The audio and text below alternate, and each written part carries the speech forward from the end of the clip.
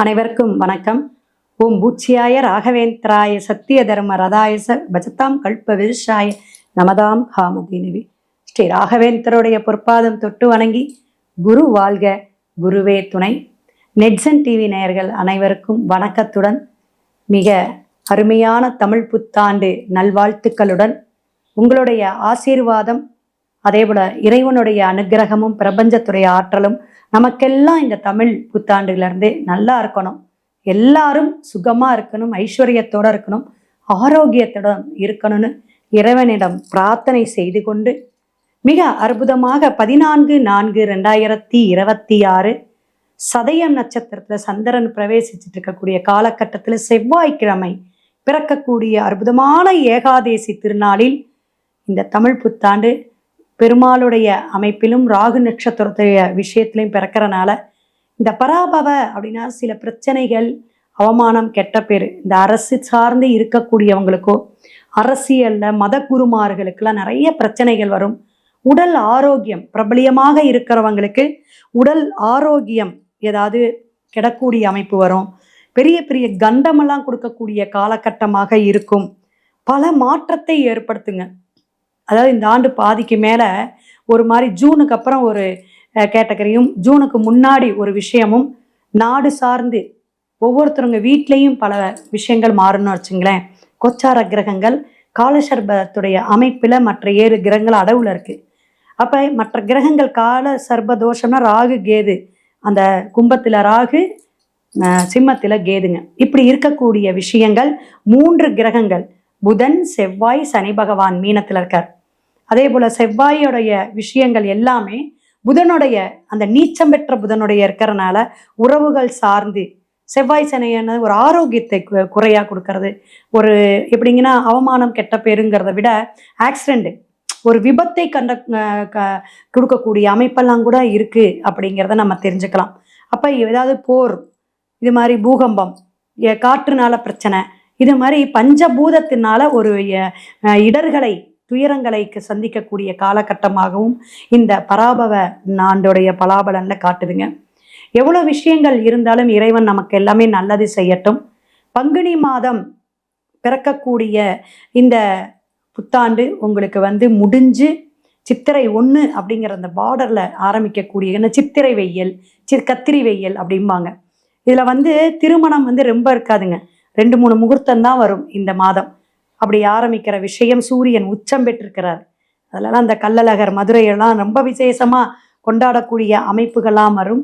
இதில் என்னன்னா நல்லா கேட்டுக்குங்க. அமாவாசை, இந்த அமாவாசை சர்வ அமாவாசை ஒன்று இருக்குது, மகாலய அமாவாசை ஒன்று இருக்குது. அப்போ இதில் போதானய அமாவாசைன்னு ஒன்று வரும்.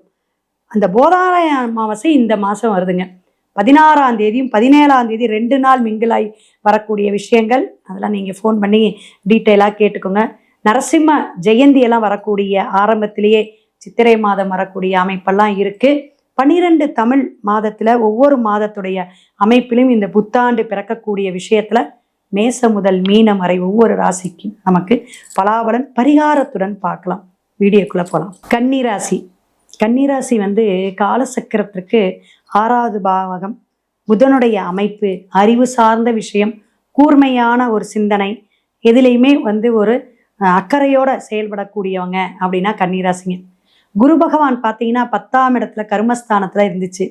அது அப்படியே ராசிக்கு லாபஸ்தானத்துக்கு வரக்கூடிய அமைப்புங்க. கடகத்தில் உச்சம் பெற்று, அப்போ கடகத்துக்கு உச்சம் பெற்று வரக்கூடிய குரு உங்களுக்கு இப்போ ஜூன் மாதத்துலேருந்து வேலை செய்ய ஆரம்பிக்குதுன்னு வைங்களேன். ஆனால் சனி பகவான் சமசப்தமாக பார்த்துட்டு இருக்கார். இந்த தமிழ் புத்தாண்டில் பார்த்தீங்கன்னா சனி பகவானுடைய பார்வை சில தாமதத்தை கொடுத்தாலும் குரு பகவான் யாருக்கேன்னு காப்பாற்றிக்கிட்டே வருவார், லாபத்தை கொடுத்துக்கிட்டே வருவாருங்க. அக்டோபர் 31ஆம் தேதி பார்த்தீங்கன்னா விரய ஸ்தானமான இடம் அப்படிங்கக்கூடிய அமைப்பில் உங்களுக்கு என்னாகும், அப்புறமும் மாறக்கூடிய அமைப்புக்கு யார் வரா, கேது மாறக்கூடிய அமைப்பு. அப்போ மாறி மாறி போகக்கூடிய விஷயங்கள் ராகு, கேது, சனி பகவான், குரு, இதெல்லாம் உங்களுக்கு என்ன ஒரு பலாபலனை கொடுப்பார். வக்ரகதியாக வேற வரார் சிம்மத்தில். அப்போ ஜனவரி 24ஆம் தேதி முதல் மீண்டும் கடகராசிக்கே திரும்பக்கூடிய அமைப்பு குரு. இப்படி உங்களுக்கு இந்த 7ஆம் இடத்துல இருக்கக்கூடிய சனி பகவான் பல பிரச்சனைகளை கொடுத்தாலும் தாமதத்தை கொடுத்தாலும் திருமணத்துல பொருத்தம் பார்த்து எடுங்க. இப்படிதான் இருக்கு அப்படிங்கிற பொருத்தம் வேணும். இந்த பொருத்தம் பார்க்கறதுல ரொம்ப இருக்குங்க. கட்ட பொருத்தம் இருக்கு, தின பொருத்தம், கண பொருத்தம், மகேந்திர பொருத்தம், ஸ்ரீ தீர்க்கம், இப்படிலாம் நம்ம எடுப்போம். ராசி ராசி அதிபதி வசிய பொருத்தம்லாம் பார்த்தீங்கன்னா எல்லாருக்குமே இருக்காதுங்க. வசிய பொருத்தம் சிலருக்கு மட்டும்தான் இருக்கும். இந்த கட்ட பொருத்தம் எப்படிதான் ராசியில லக்னத்துக்கும் 6, 8 சஷ்டாங்க தோஷமா இருக்கக்கூடாதுன்னு அர்த்தம். நிறைய இருக்கு. உங்க சுக்கிரன் எங்க இருக்கிறார்? கலத்தர காரகன். கலத்தர பாவக அதிபதி 7ஆம் அதிபதி அங்க எப்படி இருக்கார்? அப்ப உங்களுக்கு பொருத்தம் ஏன் சொல்றேன்னா, ஏதாவது சின்ன சின்ன குறையாக இருக்கிறது, ஒரு கருப்பா இருக்கிறதோ, ஒரு ஹைட்லேயோ, ஒரு வயதுலேயோ, படிப்புலேயோ, அந்தஸ்து, இப்படி ஆணாக இருந்தாலும் பெண்ணாக இருந்தாலும் 2.5 வருஷம் சனி பகவான் அங்கே இருக்கிற நம்ம விட்டுறக்கூடாது. எனக்கே இப்போ 40 வயசு ஆகுது, 35 ஆச்சு, 28 ஆச்சுன்னு புலம்புறவங்க இருக்காங்க. அப்போ பெண்கள்லாம் இப்போ 27, 30 வயசு வரைக்கும் கொண்டு வந்துடுறாங்க. லேடிஸே இப்போ லேட்டாக தான் எடுக்கிறாங்க. ரொம்ப பயப்படுறாங்க. இல் வாழ்க்கைக்கு உள்ளார போகிறதுக்கு ரொம்ப பயப்படுறாங்கன்னு வச்சுருங்க. இல்லறமா பயமாக இருக்குது, நான் துறவரமாக கூட போயிடலாம் அப்படிங்கிற மாதிரி ஆகக்கூடிய அமைப்பில் வந்துருச்சுங்க. ஔவையார் பாட்டி மாதிரி உட்காந்துருக்கியா அப்படின்னு பேரண்ட்ஸ் கேட்குற அளவுக்கு இருக்கிற. ஏன்னா பெண்கள் நல்லா சமமாக சம்பாதிக்கக்கூடிய விஷயங்கள் நிறைய படிச்சிடுறாங்க. உலகத்துடைய நாட்டு நடப்பு எல்லாமே கைபேசியில் பார்த்துடுறாங்க. பய உணர்வு, தன்னை அந்த வாழ்க்கைக்குள்ளார திணிக்கும் பொழுது என்ன நடக்குமோ அப்படிங்கிற ஒரு கட்டுக்கோப்புக்கு வந்துருமோ, ஒரு கட்டுப்பாட்டோட வாழணுமா, இந்த மாதிரி பிரச்சனைகள் இருக்குது. லாபம் கிடைக்கக்கூடிய அமைப்பில் கண்டிப்பாக லாபம் உண்டு. அதிகமான முதலீடு வேண்டாம். கை கால் உடம்பு வலி அப்பப்போ ஏற்படக்கூடிய வயிறு உபாதைகள் ஏற்படுத்தும். எதிர்பாராத சொத்துக்கள் வரக்கூடிய அமைப்பு உண்டு. மத போதகர்கள், இந்த பில்டிங் கான்ட்ராக்ட், ரியல் எஸ்டேட்டுக்காரங்களுக்கெல்லாம் கொஞ்சம் சின்ன சின்ன இடர்களை, தடுமாற்றத்தை கொடுக்கக்கூடிய அமைப்பை தரும். மன சஞ்சலம் வந்து போகக்கூடிய கட்டமாக இருக்கு.